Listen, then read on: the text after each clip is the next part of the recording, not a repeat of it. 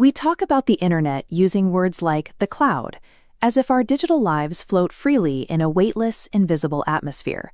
But look at this physical reality. These rows of tall black racks are where the web actually lives, massive industrial warehouses packed with centralized servers. To reach your device, the data from those servers relies on heavy infrastructure, like this thick underwater communications cable resting on the ocean floor. Every email, image, and video is stored on a tangible hard drive somewhere on Earth. Because of this, digital information is strictly bound by physical geography. Typing in a URL doesn't cast a magic spell. It sends a request for a physical pulse of electricity to travel across a global network. The time it takes for your request to travel out to a server and for the data to travel back is called latency. Light has a speed limit. This pulse from Tokyo to London takes 300 milliseconds. That's an eternity for computers. Modern pages load dozens of files. When requests overlap, load times skyrocket as data bounces across the globe. We cannot break the laws of physics to make light travel faster. The sheer distance between the user and the server creates a hard, inescapable bottleneck.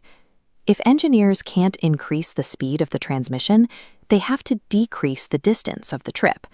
In system design, this principle is called locality. For years, the web relied on an origin server model.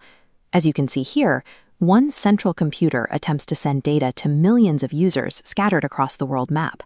It is highly inefficient. To fix this, architects developed the Content Delivery Network, or CDN. The single central server is replaced by dozens of smaller edge nodes stationed in major cities worldwide. Instead of fetching files from across an ocean, the CDN copies the origin server's data and places it right down the street from the end user. Short, rapid data bursts replace the long transit lines. CDNs solve the latency problem by bringing the data directly to the user, bypassing the geographic bottleneck entirely. This decentralized architecture relies on caching. Caching simply means saving the result of a data request, so the system doesn't have to repeat the heavy lifting. Here is a cache miss. If user A in Tokyo requests a new video, the local edge node doesn't have it yet.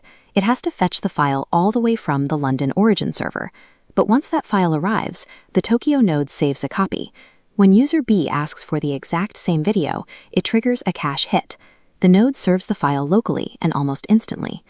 Operating as the first point of contact, these edge nodes also act as reverse proxies, standing squarely between the public internet and the origin server.